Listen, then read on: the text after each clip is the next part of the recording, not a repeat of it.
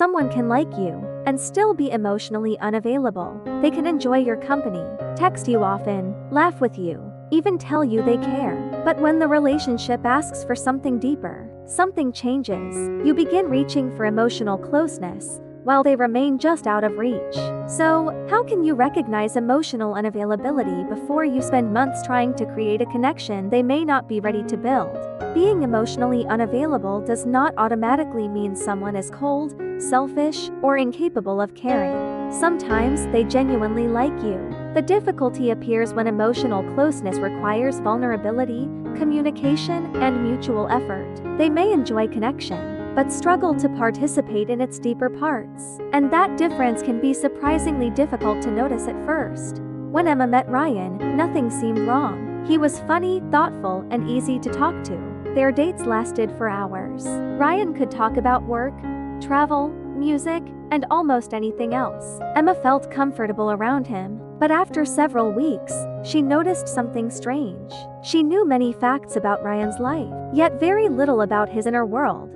Emma would sometimes ask Ryan how he really felt about something. His answer stayed brief. "I'm fine. It doesn't bother me. It's not a big deal." Then he would change the subject. Sometimes the avoidance was subtle. He answered the question, but only on the surface. Emma left knowing what happened, without understanding what he actually felt. Over time, that distance made intimacy feel one-sided. Ryan could talk for hours, until the conversation required vulnerability. Emotional availability is not about sharing everything immediately, but over time, intimacy requires letting another person see more than the polished surface. Emotionally available people do not always have perfect words for their feelings. They may hesitate. They may need time. They may even say, "I don't know how to explain this yet." The difference is willingness. They are willing to stay in the conversation. They slowly let themselves be known. Emotional intimacy is not created by saying everything. It grows when two people are willing to be genuinely seen. One evening, Emma told Ryan she had been having a difficult week. She was not asking him to solve anything. She simply wanted to feel heard. What Emma needed was not a perfect answer. She wanted Ryan to stay emotionally present for a moment. But when someone is uncomfortable with feelings, another person's sadness can feel like a problem to solve, instead of an experience to share. Ryan immediately offered solutions. Emotional presence does not always require advice. Sometimes it sounds like, "That sounds difficult. I understand why that hurt.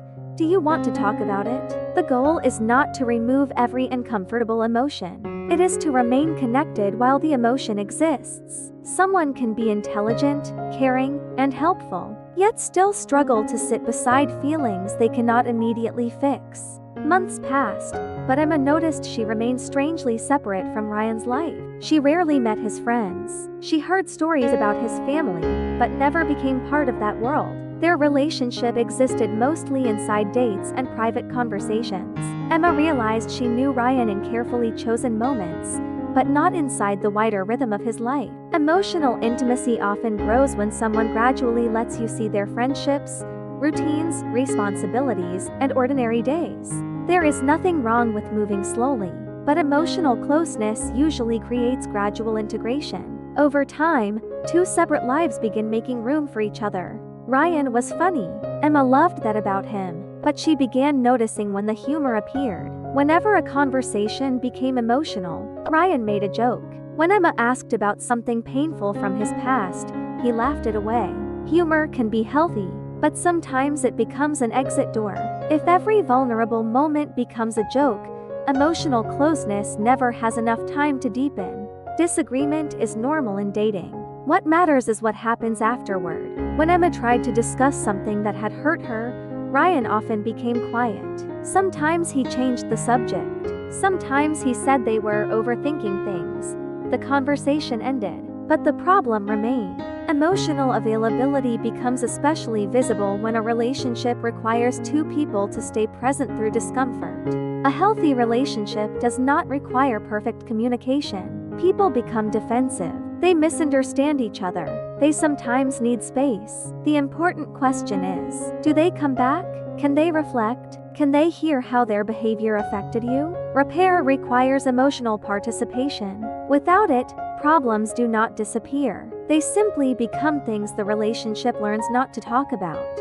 Ryan enjoyed being close to Emma, but whenever she needed something emotionally, he seemed uncomfortable.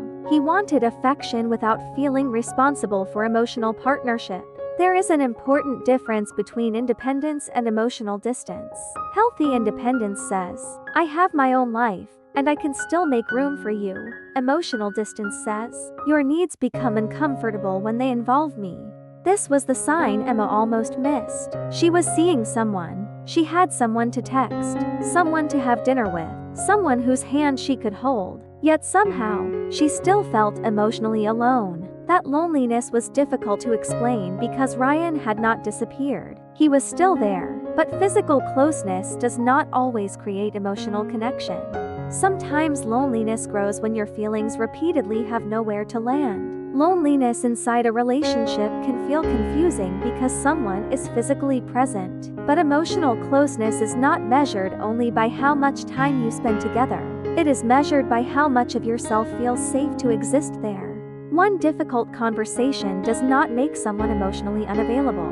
Neither does needing space. Neither does being private. People have stressful weeks, different communication styles, and different speeds of opening up. Look for repeated patterns. More importantly, notice whether the relationship is gradually becoming deeper, or whether you keep arriving at the same emotional wall. A pattern tells you more than a single moment. Emma began believing that if she were patient enough, Ryan would eventually open up. So she asked for less, waited longer, made herself easier to be around. But another person's emotional availability is not something you earn by becoming perfectly understanding. You can create a safe environment. You can invite honesty, but you cannot do another person's emotional work for them. Instead of asking, how do I make them open up? Try asking, what kind of relationship are they actually able to build with me right now? That question changes your focus. You stop evaluating their potential and start observing their present capacity. Someone may become more emotionally available someday, but dating happens in the present, not inside the person you hope they eventually become. Emotional availability does not mean someone never struggles. A person may find vulnerability difficult and still say, this is hard for me, but I want to talk about it. They may need time and still return to the conversation. They may make mistakes and still take responsibility. Progress may look small at first. A more honest answer. Returning to a conversation instead of avoiding it. Admitting fear instead of hiding behind silence. Emotional availability often grows through these small moments of courage. The strongest sign is not emotional perfection. It is willingness. Willingness to stay, to listen, to learn, and to grow.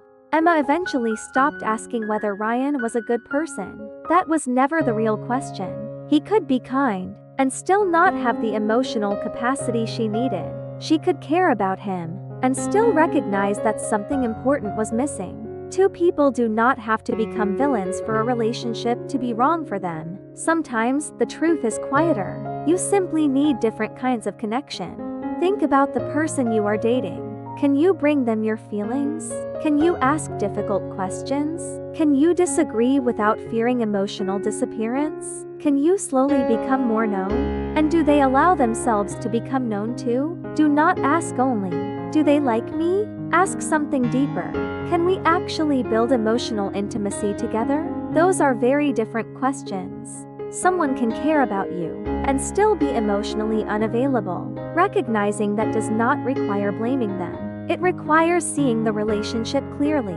Look beyond chemistry. Notice emotional presence, vulnerability, repair, and willingness. You are not looking for someone who never struggles. You are looking for someone willing to meet you inside the relationship. Subscribe to Reluvio for more about dating psychology and healthy love.